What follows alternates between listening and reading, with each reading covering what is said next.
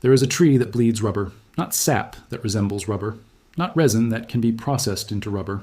Actual rubber, liquid rubber that flows from cuts in the bark like milk from a wound. Rubber that bounces and stretches and seals and insulates exactly as rubber should. This rubber is stronger than anything a laboratory has ever created. Synthetic rubber, the petroleum product that dominates modern manufacturing, cannot match its tear resistance. It cannot match its flexibility at extreme temperatures. It cannot match its ability to bond with steel and fabric. It cannot match the properties that make rubber useful in the first place. Every aircraft tire in the world is made from this tree's rubber. Not some aircraft tires, every single one. The synthetic rubber that fills your car tires cannot handle the stress of landing a 400-ton airplane at 170 miles per hour. The impact would shred it. The heat would melt it. The forces would tear it apart. Only tree rubber survives. Only tree rubber has the properties that keep planes from exploding on landing. Only tree rubber stands between passengers and catastrophe. This tree lives for 300 years. It can be tapped for rubber without being killed. A small cut in the bark releases the latex. The cut heals. The tree continues living. The same tree that provided rubber for your great-great-grandfather's bicycle can provide rubber for your great-great-grandchild's future. This tree is endlessly renewable. Unlike petroleum, which depletes with every barrel extracted, tree rubber regenerates. Tap it today and tap it again tomorrow. Tap it this year and tap it for the next century. The resource does not diminish. It grows. This tree absorbs massive amounts of carbon dioxide. A rubber plantation sequesters carbon while producing material. The trees pull CO2 from the atmosphere and lock it into their trunks, their roots, their leaves. The rubber they produce continues storing carbon for the lifetime of whatever product contains it. And the tire industry abandoned this tree for petroleum. They switched from a renewable resource to a depleting one. They switched from a superior material to an inferior one. They switched from trees that live for centuries to oil wells that run dry in decades. They made this switch because oil companies are more powerful than tree farmers. They made this switch because petroleum byproducts needed markets. They made this switch because controlling oil is easier than depending on trees that grow in other countries. The tire industry generates $230 billion per year. That revenue now flows to petroleum. That revenue once flowed to farming communities. The switch transferred wealth from agriculture to oil, from renewable to extractive, from sustainable to destructive. Today, we are opening the file on the tree that makes rubber stronger than any synthetic. The resource that renews itself for 300 years. The material that still dominates every application where failure means death. And the industry conspiracy that replaced something better with something worse, because worse was more profitable for the right corporations. If this matters to you, subscribe and hit the bell. The file is open. The tree is called Hevea brasiliensis, the Pará rubber tree, native to the Amazon rainforest, the source of virtually all natural rubber on Earth. The tree grows to 100 feet tall in the wild. Its trunk reaches 3 feet in diameter. Its canopy spreads wide across the forest floor. It is a giant among trees, living for centuries in the tropical heat. The rubber flows through channels beneath the bark called latticifers. These channels spiral around the trunk in a helical pattern. When the bark is cut at the proper angle, the latex flows out following gravity downward into collection cups. The latex is white and milky. It looks like paint. It smells slightly sweet. It flows for several hours after cutting. Then the wound heals and the flow stops until the next cut. A single tree produces approximately 10 pounds of dry rubber per year. This seems small until you consider that the tree produces this amount every year for 25 to 30 years of active tapping and can live for centuries total with rest periods between production cycles. The rubber that flows from this tree has properties that synthetic chemistry cannot replicate. Natural rubber has a molecular structure that forms during biological synthesis. The polymer chains are arranged with a regularity that industrial processes cannot achieve. This regularity creates properties that synthetic rubber can only approximate.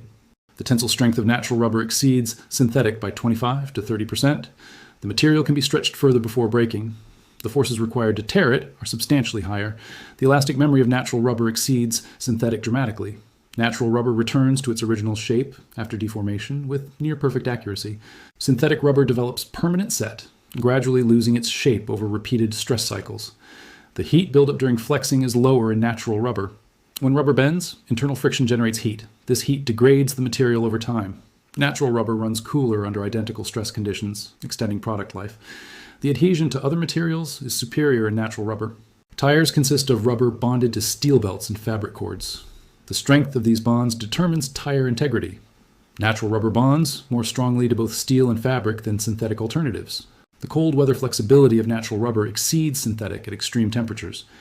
At 40 degrees, synthetic rubber becomes brittle and cracks. Natural rubber remains flexible and functional. This is why aircraft tires, which experience extreme cold at altitude, must be natural rubber. The fatigue resistance of natural rubber exceeds synthetic under repeated stress cycles. A tire flexes approximately 500 times per mile. Over the life of a tire, this means millions of flex cycles. Natural rubber survives more cycles before failure. These properties are not marginal advantages. They are fundamental superiority. Natural rubber is simply better than synthetic rubber for most applications. The tire industry knows this. They use natural rubber where failure cannot be tolerated. Aircraft tires are 100% natural rubber. The stress of landing is too extreme for synthetic. Airlines cannot gamble with passenger lives. They pay premium prices for natural rubber because synthetic is not good enough. Heavy truck tires contain 40 to 50% natural rubber. The loads are too heavy for pure synthetic. The miles are too many. Long-haul trucking would be economically impossible if tires wore out as fast as pure synthetic tires wear. Racing tires contain high natural rubber content. When milliseconds matter and tire failure means death, teams choose natural rubber. The synthetic that fills passenger car tires is not trusted at 200 miles per hour. Mining equipment tires contain majority natural rubber. The loads are measured in tons. The surfaces are abrasive rock. Synthetic rubber would be destroyed in days. Natural rubber survives for months or years. The pattern is clear. Where performance matters, natural rubber dominates. Where failure has severe consequences, natural rubber is required. Synthetic rubber is used only where inferior performance is acceptable.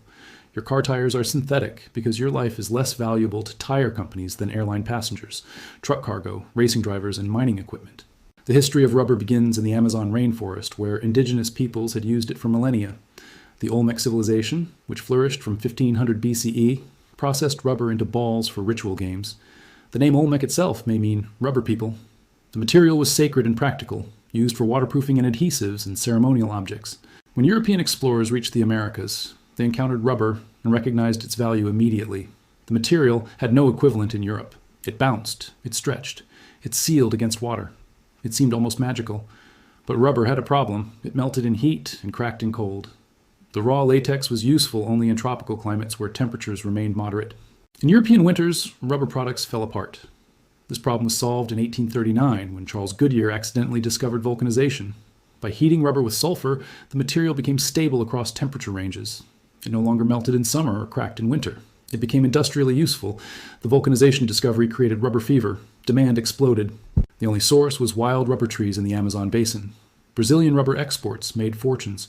The city of Manaus, deep in the Amazon, became one of the wealthiest cities on earth.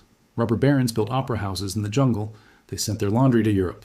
They imported everything that wealth could buy. This wealth depended on monopoly. Brazil controlled the only rubber trees. Brazilian law prohibited the export of rubber seeds. The penalty for smuggling was death. The monopoly did not survive. In 1876, an Englishman named Henry Wickham collected 70,000 rubber seeds from the Brazilian Amazon. He declared them botanical specimens to customs officials and shipped them to England. The seeds were planted at Kew Gardens. The seedlings that survived were shipped to British colonies in Southeast Asia. Within decades, plantation rubber production in Malaya, Ceylon, and the Dutch East Indies exceeded wild rubber collection in Brazil. The Brazilian rubber monopoly collapsed. The Amazon rubber boom ended. Manaus fell into poverty and decay. The opera house closed. The British Empire now controlled rubber. Plantation production was more efficient than wild collection. Prices fell. Supply increased. Rubber became a fundamental industrial material. By 1940, over 90% of world rubber came from Southeast Asian plantations. The material was essential. Tires, hoses, belts, seals, gaskets, insulation. Modern machinery was impossible without rubber. Then Japan invaded Southeast Asia. The attack on Pearl Harbor in December 1941 was accompanied by rapid Japanese conquest of rubber-producing regions. Malaya fell. The Dutch East Indies fell. By early 1942, Japan controlled 90% of world rubber production. The United States faced a crisis. The country ran on rubber. Every military vehicle needed tires. Every airplane needed tires. Every machine needed rubber components, and the supply had been cut off. The response was the largest government industry research program before the Manhattan Project. The U.S. government created the Rubber Reserve Company. They mandated gasoline rationing, primarily to preserve tires, not fuel. They launched a massive synthetic rubber development program. The chemistry of synthetic rubber had been known since the early 20th century. German chemists had created synthetic alternatives during World War I, but synthetic rubber was inferior and expensive. Natural rubber dominated because it was better and cheaper. The war changed the calculation. Better and cheaper was not available. Synthetic rubber, despite its inferiority, was the only option.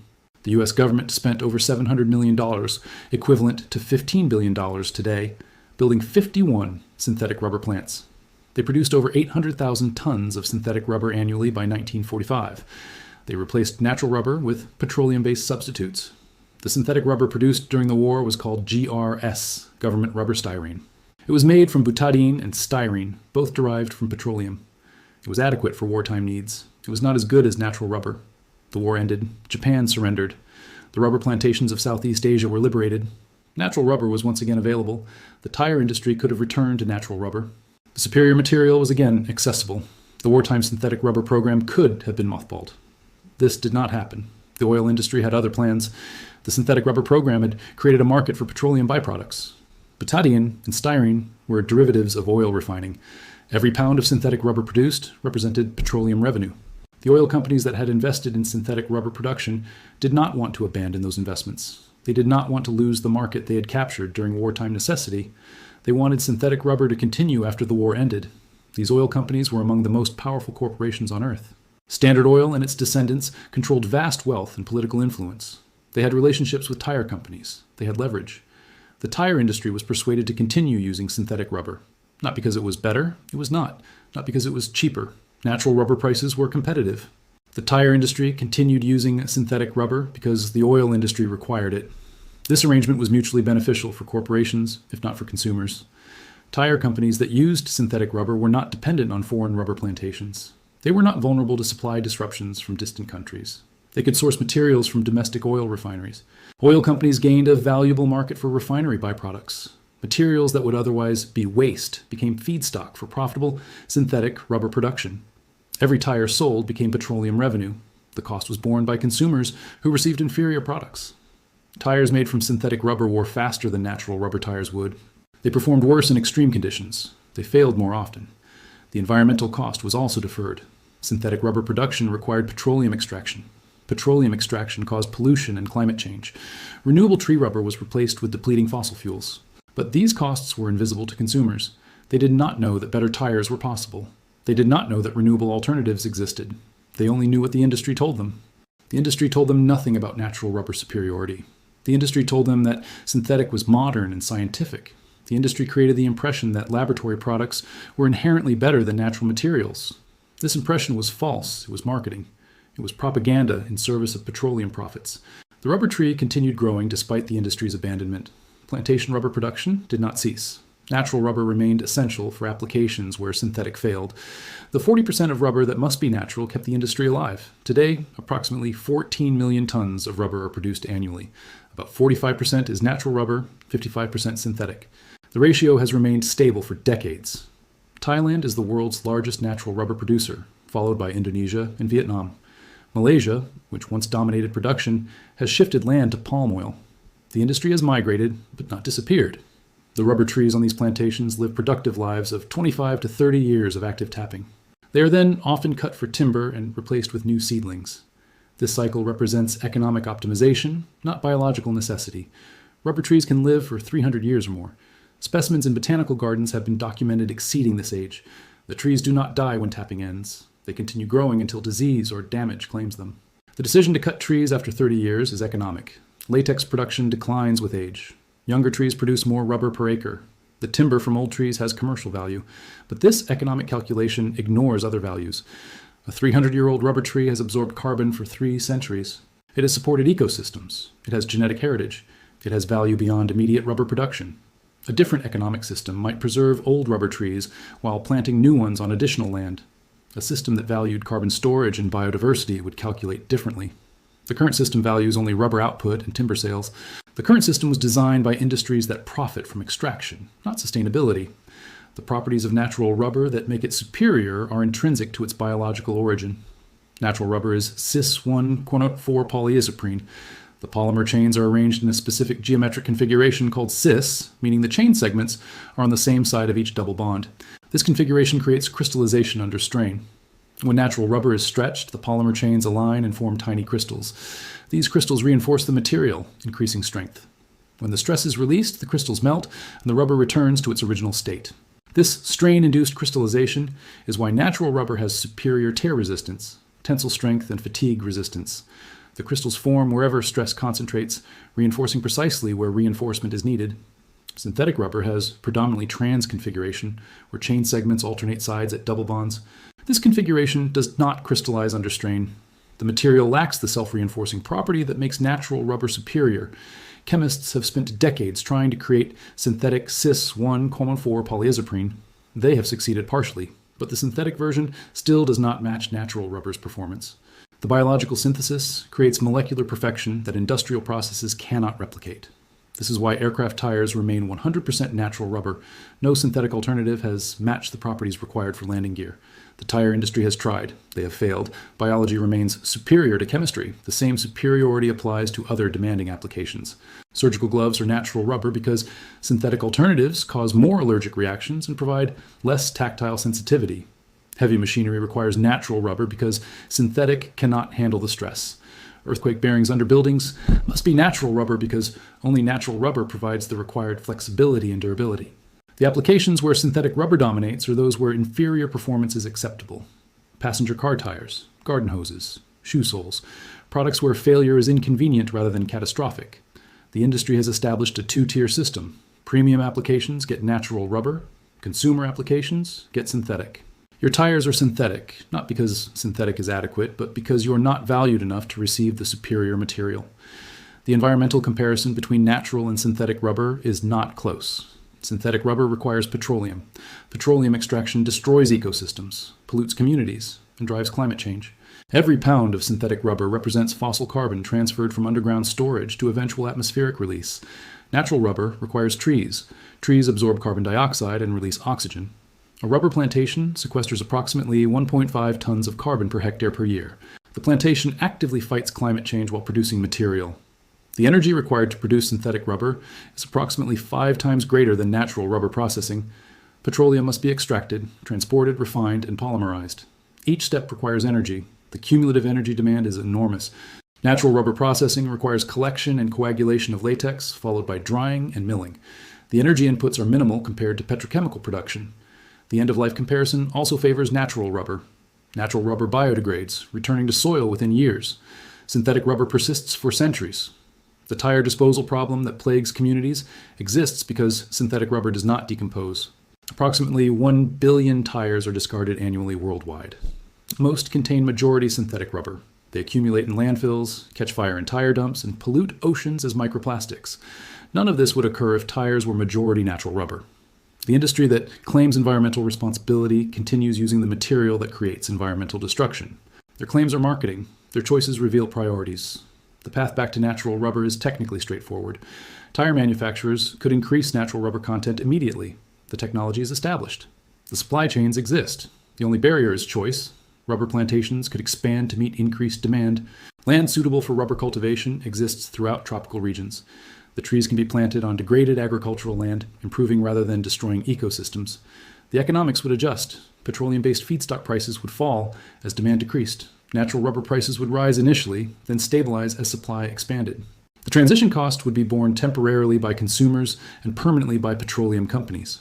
This transition will not happen voluntarily. The corporations that profit from synthetic rubber will not abandon those profits. The oil companies that sell feedstock will not accept reduced markets.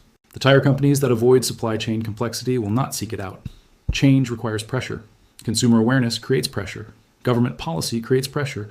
Market alternatives create pressure. Some pressure is already building. The European Union has proposed regulations requiring increased renewable content in tires. The details remain contested, but the direction is clear. Regulatory pressure may force changes that ethics could not. Some tire manufacturers have announced sustainability commitments that include increased natural rubber content. Whether these commitments represent genuine change or greenwashing remains to be seen. The gap between announcement and implementation is often vast. Entrepreneurs have launched alternative rubber companies focusing on other plants that produce natural rubber. Guayule, a desert shrub native to Mexico and the American Southwest, produces rubber that can be processed domestically. Russian dandelion produces latex in its roots that can be harvested annually. These alternatives would reduce dependence on tropical rubber while maintaining natural rubber's superior properties. They would create domestic rubber production that oil companies cannot control. The resistance to these alternatives reveals industry priorities. Technologies that threaten petroleum dominance face funding challenges and regulatory obstacles. The same corporations that could accelerate transition instead obstruct it. The individual consumer has limited power, but not zero power. You can ask about rubber content when purchasing products. You can prefer products with higher natural rubber content. You can support companies that prioritize sustainability. You can understand that natural rubber is superior. You can reject the marketing that positions synthetic as modern and natural as primitive. You can recognize that trees producing material for 300 years is more advanced than wells depleting in 30 years. You can spread this knowledge. Every person who understands the truth weakens the industry's control of the narrative. Every conversation about rubber creates pressure for change. The tree that bleeds rubber has been producing for millions of years. Long before humans existed, rubber trees evolved in the Amazon basin. They developed latex as a defense against insects and diseases. They created a material that would eventually transform human civilization. For 3,000 years of documented human use, natural rubber served humanity. It waterproofed canoes for indigenous peoples. It erased pencil marks for European scholars. It bounced in balls for children on every continent. For 80 years, since the wartime synthetic rubber program, petroleum has displaced this renewable resource. The displacement was not natural. It was engineered by industries that profit from extraction rather than cultivation. The tree does not care about industry preferences. The tree continues growing. The tree continues producing latex. The tree waits for humanity to remember what we knew before petroleum clouded our judgment. Rubber stronger than anything synthetic, available for 300 years from each tree, absorbing carbon while producing material, healing after each cut to produce again. The tire industry abandoned this tree because oil companies required them to. Because petroleum byproducts needed markets. Because controlling supply was easier from refineries than from forests. They chose inferior materials to maximize petroleum profits. They chose depleting resources over renewable ones. They chose environmental destruction over carbon sequestration. They hoped you would never learn what they had done. They hoped synthetic rubber would seem normal and natural rubber would be forgotten. They hoped ignorance would protect their profits forever. Now you know. You know that natural rubber is stronger than synthetic. You know that rubber trees live for 300 years. You know that the tire industry switched to inferior materials because oil companies demanded it. You know that aircraft tires remain natural rubber because synthetic fails catastrophically. You know that the industry's own choices reveal the truth they hide from consumers. You know that every synthetic rubber tire represents petroleum extraction, fossil carbon release, and corporate choice prioritizing oil profits over product quality. The tree that bleeds rubber is still growing in plantations across the tropics. It is still producing the superior material that once made all the world's tires. It is still waiting for the industry to choose quality over petroleum. Until that choice is made by industry, it must be demanded by consumers. The tree has waited 80 years since the war. How much longer will you let them hide what grows? If this video helped you, subscribe and hit the bell. Every share plants what they wanted to bury. The next video opens soon.